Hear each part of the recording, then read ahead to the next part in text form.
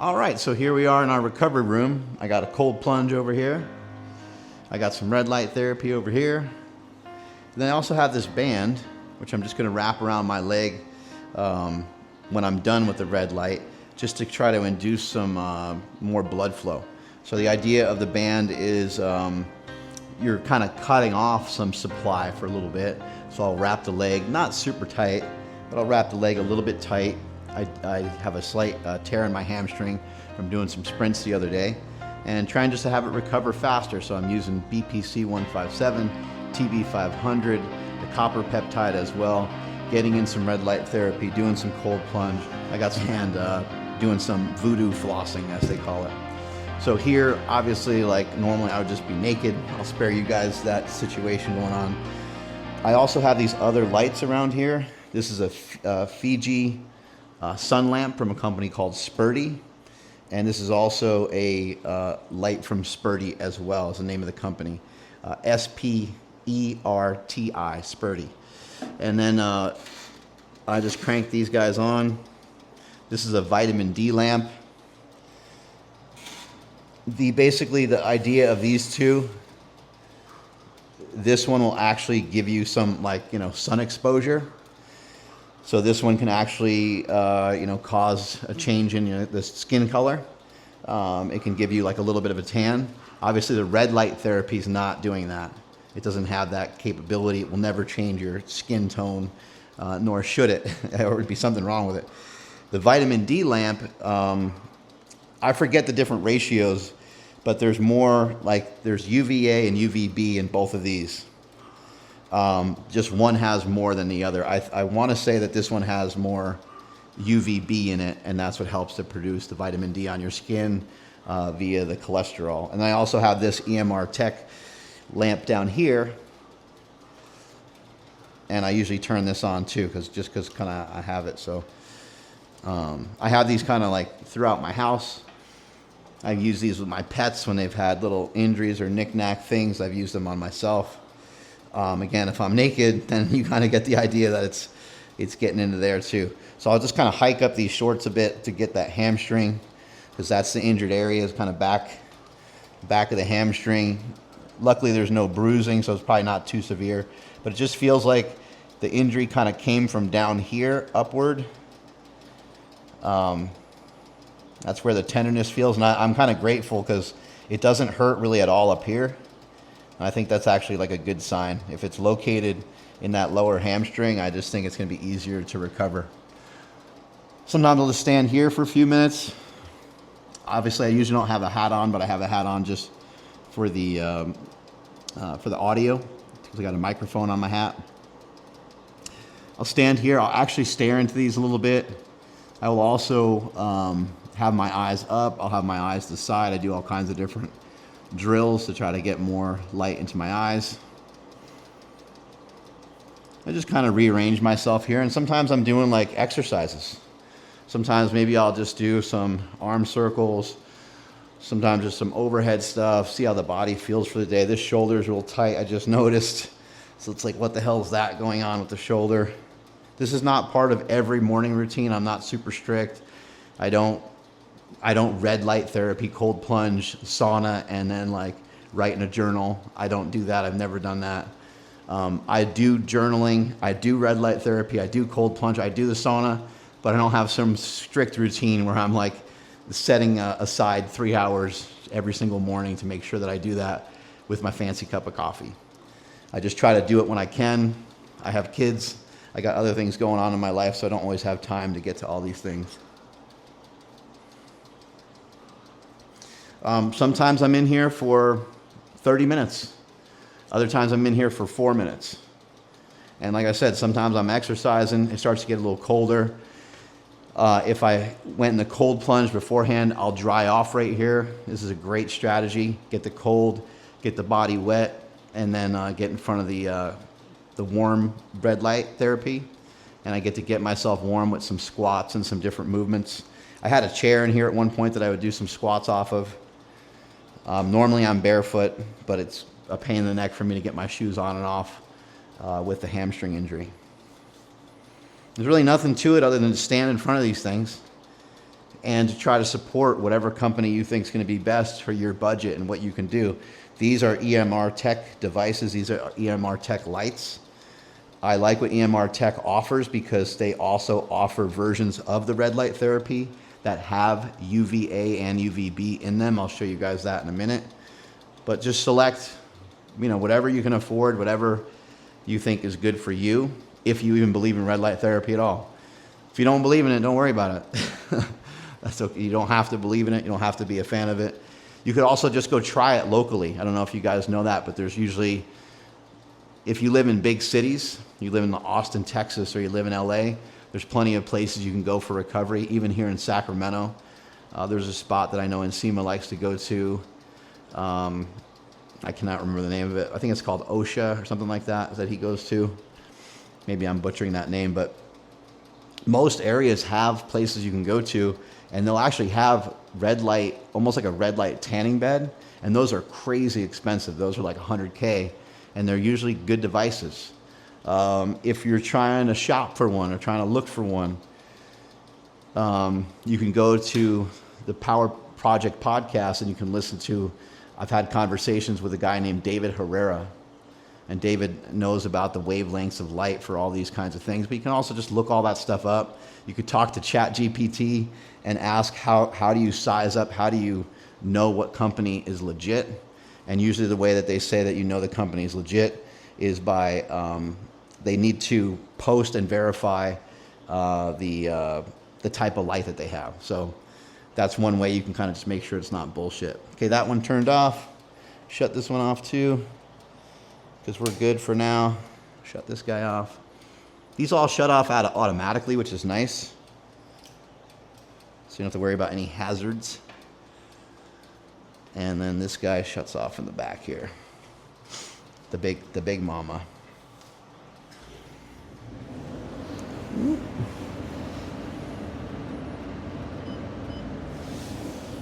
Kaboom. Sometimes when I'm in here, I'll also utilize this. This is a breathing device. This is from Boss Rutan. I lost the original side thing that it came with, so I need to get that. I need to just reorder the whole product, really. But the basic idea of this is that it helps you to breathe a little bit better. So normally what you're going to do with it is you're going to breathe in, and then the breathing out, the exhaling is fast. So because I don't have the original cap on here, you can see this has a tiny little hole in it, right? And so does this. And so what I'll do instead is I'll just demonstrate, even though it's not a great demonstration because I don't have the regular product. I'm going to breathe in. I'll just hold this side down as I breathe in.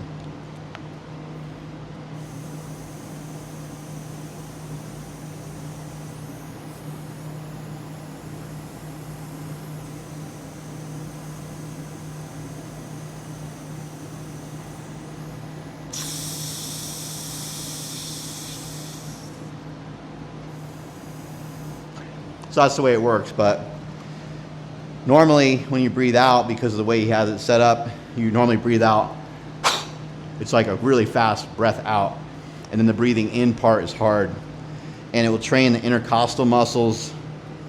It'll train all the muscles through the rib cage, all the muscles through your stomach, your obliques, and it'll even get some of these areas back in here in the back where you have this kind of, like anybody who's ever run before, you run like 400 meters, 800 meters, or even if you run like longer distances, sometimes you can kind of, as you get better at running, you can kind of feel this breathing almost like through you, almost like you're a fish and you have like gills, it feels like. It feels like you can kind of like breathe through your back somehow, which is a really cool feeling, because normally when you're breathing, normally when you're running, you're just sucking and you're just like totally dying. You're like, I can't breathe. And we all see those runners on the run, and we know they're towards the end and that they're dying. You give them like the little wave, and they're kind of almost like F you as they're going. But over time, you start to develop almost like a second wind is probably the easiest way to put it. It's like a second wind. All of a sudden, when you go to breathe, there's air there, and you're like, whoa, that's weird. That's just you getting in better shape. So, you know, I have high hopes that all these things will be helpful. And then also we have this guy here. And this actually kind of hurts when you first get injured, because any pressure on this area is going to be kind of uncomfortable. So just going to kind of stick that leg out a little bit, and I will wrap around whatever way I can. See how, like, it's hard for me to lean down towards the side, so kind of sucks. But I'll try to go from here up.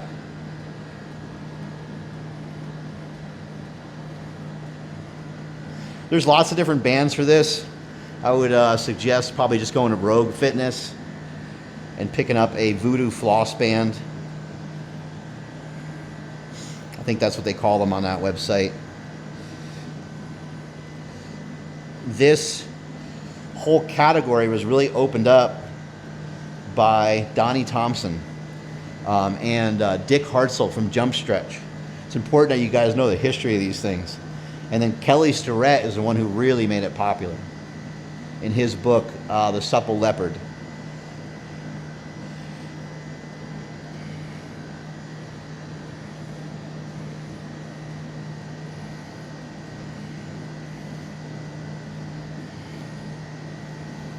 So now we're wrapped. And usually what I would have people do, athletes that have come to SuperTraining gym or people that I deal with on a day-to-day, is I would say, okay, walk with it. And right now the band is kind of like slinging my foot forward. It feels really interesting. I would also probably suggest to somebody do a little bit of a leg curl, since the hamstring is the problem and a leg curl is going to be the most devastating thing that I try. Try it, whatever version of a leg curl you can do. Just try it, give it a shot. You're not trying to hurt yourself. You're trying to induce some blood flow. Okay, now I got a little something going. Bend that back of the knee. Can I swing forward? That doesn't feel bad. That feels hard, because I probably hurt myself here. I probably hurt myself there. So it's the best way for us to get better is to figure out, how do I get back to that as quickly as possible? How do I get back to slamming down my foot and driving my leg back? Obviously, I don't want to do it today because I can't, because I'm going to hurt myself. But I want to work my way towards figuring that out, so I can kind of just do a little skateboard kick here for a minute.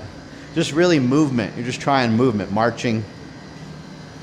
And now that I have the band on and it's like kind of tight, I can see that I could put it 10%, maybe 15% tighter. Just keep walking.